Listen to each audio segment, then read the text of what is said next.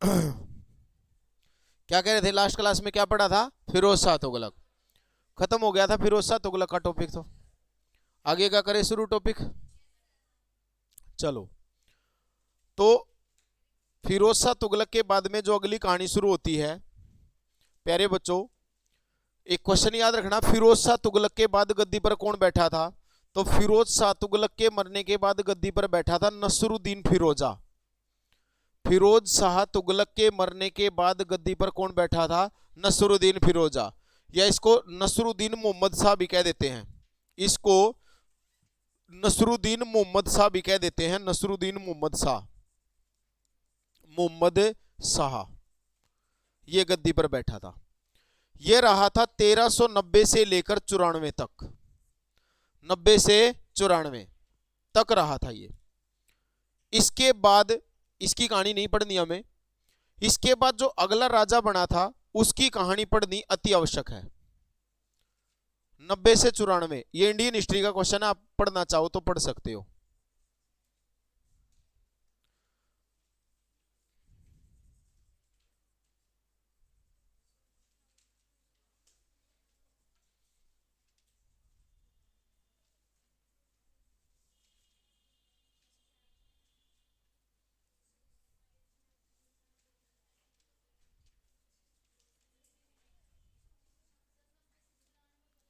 हाँ 90 से 94 ही बोला मैंने।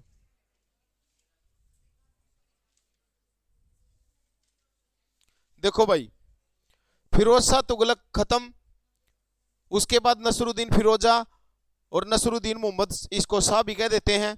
उसके बाद जो अगला राजा बना था उसका नाम था नसरुद्दीन, नसरुद्दीन मोहम्मद शाह नहीं, नसरुद्दीन मोहम्मद। और इसका शासनकाल है 1394 से लेकर 1414। इसका जो शासनकाल है वो है 1394 से लेकर 1414 ईस्वी तक का शासनकाल है। 1394 से लेकर 1414। क्लियर है? ध्यान से सुनो, लिखना बाद में बेटा, लिख सुनो ना एक बार। जब ये 1394 में गद्दी पर बैठा नसरुद्दीन मोहम्मद, तो इसके नसरुद्दीन मोहम्मद के जब ये शासनकाल चल रहा था, नसरुद्दीन गद्दी पर बैठा था, एक नसरुद्दीन बलबन के शासनकाल में था, वो अलग है। एक अभी जो पढ़ा है वो नसरुद्दीन मोहम्मद शाह है, ये खाली नसरुद्दीन मोहम्मद है। तीनों अलग अलग राजा है, याद रखना। जब ये नसरुद्दीन मोहम्मद गद्दी पर बैठा तो इसी के शासनकाल में एक समरकंद का शासक, समरकंद एक जगह है, समरकंद का एक शासक हुआ करता था। समरकंद याद रखना प्यारे बच्चों, समरकंद का एक शासक आ जाता है जिसका नाम था तैमूरलंग। क्या नाम था? तैमूरलंग। तैमूरलंग अफगानिस्तान को विजिट करता हुआ भारत में आ जाता है। और जब तैमूरलंग भारत आता है तो प्यारे बच्चों आपको एक बात याद हो, शायद आप लोगों को पता हो, यहां से मैंने आपको एक बात आया था फिरोज शाह तुगलक की बारी में, एक नदी बहती थी, इसका नाम है गग्गर। कौन सी नदी? गग्गर। ये जो तैमूरलंग है प्यारे बच्चों, ये गग्गर नदी है यहाँ से, और इस गग्गर नदी को पार करता हुआ, इस गग्गर नदी को पार करता हुआ ये जो तैमूरलंग है, ये इधर से इस रास्ते से 1398, क्वेश्चन सुनो ध्यान से, किसकी बात पढ़ रहे हैं हम पढ़ रहे हैं तैमूरलंग के बारे में। किसके बारे में पढ़ रहे हैं? तैमूरलंग। तैमूरलंग कहाँ का शासक था? समरकंद का। इसको लंग क्यों बोलते थे? क्योंकि ये लंगड़ा था। क्या था? लंगड़ा। ये लंगड़ा होकर भी प्यारे बच्चों भारत पर इतने तगड़े आक्रमण करके गया कि कोई राजा की हिम्मत नहीं थी इसका सामना कर सके, किसी की हिम्मत नहीं पड़ी जो इसका सामना कर सके। क्या हुआ, जब तैमूरलंग ने हरियाणा पर आक्रमण किया, भारत पर आक्रमण किया, तो कहते हैं गग्गर नदी को पार करते हुए सबसे पहले यहां पहुंचा, और यहां पर एक जगह थी रानिया। कौन सी जगह थी? रानिया। तैमूरलंग समरकंद का शासक भारत पर आक्रमण करने का इरादा करके, और ये गग्गर नदी को पार करते हुए, मैं इसलिए बोल रहा हूं ये क्वेश्चन आपसे पेपर में पूछा जा सकता है कि तैमूरलंग हरियाणा में कौन सी नदी पार करके आया था? गग्गर नदी। घग्गर नदी को पार करते हुए जब ये रानिया पहुंचा तो इसने रानिया में खूब लूटमार करी। रानिया कहां पड़ता है? सिरसा। पेपर में आएगा रानिया कहां की रियासत थी? सिरसा। रानिया को लूटते हुए ये पहुंच गया सिरसा, और अब इसने भारी लूटमार करी कहां पर? सिरसा। रानिया के बाद सिरसा, सिरसा में भारी लूटमार करने के बाद में अब ये पहुंच जाता है इस एरिए में, और इस एरिए का नाम बताओ? फतेहाबाद। कौन सा है? फतेहाबाद। अब फतेहाबाद में प्यारे बच्चों जब ये पहुंचा तो यहां पर एक अहरूनी शासक हुआ करता था। कौन सा? अहरूनी। अहरूनी के एरिया में पहुंच जाता है, अहरूनी के इलाके में पहुंचा और यहां पर अहरूनी से इसका सामना होता है। अहरूनी शासक से इसने लड़ाई करी और अहरूनी को हरा दिया। यहाँ के अहीरों से इसका सामना हुआ और अहीरों को इसने हरा दिया। अहीरों को पराजित करने के बाद मेरे बच्चों ये पहुंच जाता है यहाँ पे टोहाना। कहां पहुंच जाता है? टोहाना। टोहाना कहां पर है? फतेहाबाद। अब ये टोहाना में भी वही किस्सा दोहराता है जो कहां पर दोहराया इसने? सिरसा। भारी मारकाट चढ़ी। मैंने को इतना बेरहम शासक था, बुढ़ा हो चाहे जवान हो, इसको मारने से मतलब था चाहे कोई आ जाओ आगे, मारकाट मचाता था बुरी तरह से। कोई राजा नहीं था, देख लो इतने खब्बी खां बने हैं भारत में, कहते हम नू है ये है वो है, सुल्तान है, गुलाम वंश है, फलाना वंश है, ये वंश है, सैयद वंश है, तुगलक वंश है, कोई किसी के बस की बात नहीं थी जो इसका सामना कर सके। जब तैमूर लंग ने सिरसा को लूटते हुए फतेहाबाद पहुंचा, अहरूनी शासक को हराया, फिर टोहाना में प्यारे बच्चों इसका सामना होता जाटों से। किसे? जाटों से। टोहाना में जाटों को भी हरा देता है। ये किसको हरा देता है? जाटों को। टोहाना में जाटों को पराजित कर देता है। और जब इसने टोहाना के जाटों को पराजित कर दिया, टोहाना में जाट शासकों को पराजित कर दिया, उसके बाद ये पहुंचता है यहां पर जींद, और जींद के बाद अगला जिला आता है, आपको पता होगा, कैथल। कहां पहुंचता है? कैथल। कैथल में भी वही किस्सा दोहराता है, कैथल में भी भारी लूटमार करता है। और कैथल में लूटमार करने के बाद जब कैथल में लूटमार करी तो कैथल के रास्ते पहुंचता है ये यहां पर, और यहां पर एक इलाका था असंध। कौन सा इलाका था? असंध। कहां पड़ता है? करनाल में। कहां पर है? करनाल। कैथल के रास्ते प्यारे बच्चों असंध पहुंचा और असंध में भारी लूटमार करता है। असंध में भारी लूटमार करने के बाद ये पहुंचा सालवन। सालवन पता होगा आप लोगों को, असंध के पास ही तो है सालवन। सालवन, हाँ जी हाँ जी। असंध से पहुंचा सालवन, नहीं पूरी चूरण बेचा करे, सारे गामा का बेरा है, फेरी लाया करेंगे। तो असंध से पहुंचा सालवन और सालवन से पहुंचता तुगलकपुर।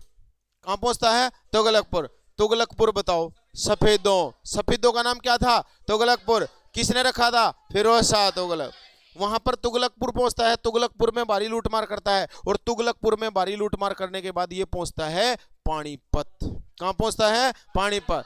अब प्यारे बच्चों ये पानीपत पहुंच जाता है और यहां पर पानीपत में इसका जो आगमन हुआ था वो हुआ था 3 दिसंबर 1398। 3 दिसंबर 1398।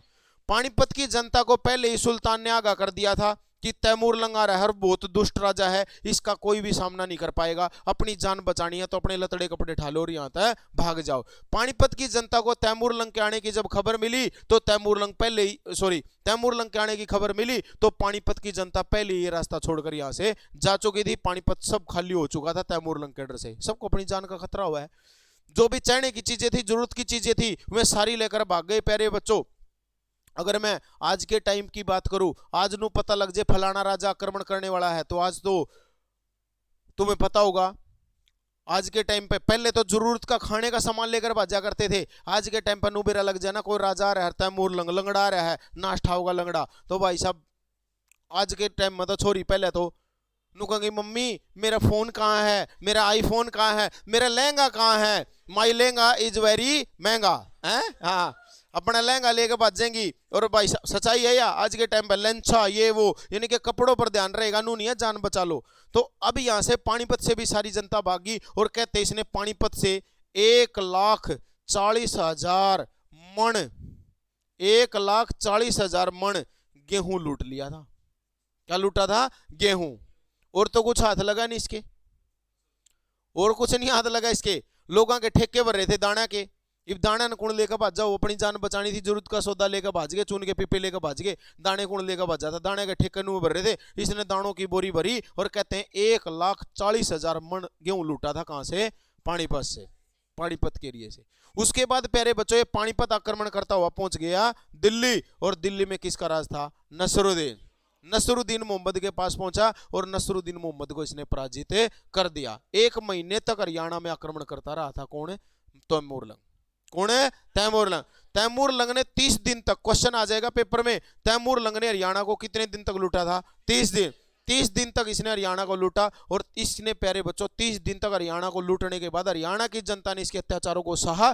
किसी सुल्तान ने हमारा साथ नहीं दिया, अकेले हरियाणा की जनता इसका विरोध करती रही। कोई ऐसा नहीं था जो छाती ठोके कहे कि हम तैमूरलंग से तुम्हें बचाएंगे, बल्कि राजा नू कहा करते थे, संदेशा पूछवाया करते थे, फोन कर दिया करते, बाज लो तैमूरलंग आने लग रहा है। यानी कि खुद तो डरते ही थे, जनता को भी डरा देते थे कि बाज लो, हमारे बस की बात नहीं है। तभी तो पानीपत की जनता ने पहले प्यारे बच्चों खाली कर दिया था और 1,40,000 जो मन है वो गेहूं लूटा गया था पानीपत की जनता से। उसके बाद में दिल्ली गया, नसरुद्दीन को पराजित किया और नसरुद्दीन को पराजित करने के बाद ये वापिस चला गया। कौन चला गया? तैमूरलंग। बताओ कितने दिन तक लूटा था? 30 दिन। एक और भी तो क्वेश्चन सुन लो।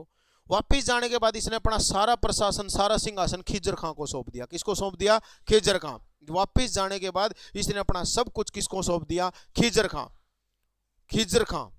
और इसके बाद प्यारे बच्चों तुगलक वंश खत्म, सैयद वंश शुरू। कौन सा वंश है? सैयद वंश। और आप सभी जानते हैं सैयद वंश का संस्थापक कौन था? खिज्जर खां। बताना एक बार, सैयद वंश का संस्थापक कौन था? खिज्जर खां। सैयद वंश का जो संस्थापक है, सैयद वंश का संस्थापक वो कौन था? खिज्जर खां। आप सभी जानते हैं सैयद वंश का संस्थापक खिज्जर खां। खिज्जर खां से क्या क्वेश्चन आएगा पेपर में? कुछ नहीं आएगा। खिज्जर खां का हरियाणा में मकबरा है। क्या है? मकबरा। और खिज्जर खां का मकबरा कहां है? सोनीपत। कहां पर है? सोनीपत। इस बात को याद रखना, खिज्जर खां का मकबरा कहां है? सोनीपत। जब खिज्जर वंश आया, सैयद वंश आया, तो ये बताओ सैयद वंश का संस्थापक कौन था? खिज्जर खां। और खिज्जर खां किसके साथ आया था? तैमूरलंग के। तैमूरलंग कहां का शासक था? समरकंद का।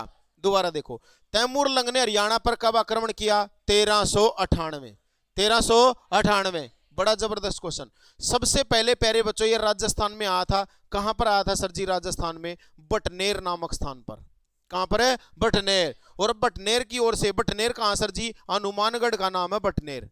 हनुमानगढ़ राजस्थान में है। हनुमानगढ़ का प्राचीन नाम क्या था? बटनेर। बटनेर। क्वेश्चन आएगा कि तैमूरलंग ने हरियाणा में सबसे पहले कहां आक्रमण किया था? सिरसा में। कहां किया था? सिरसा।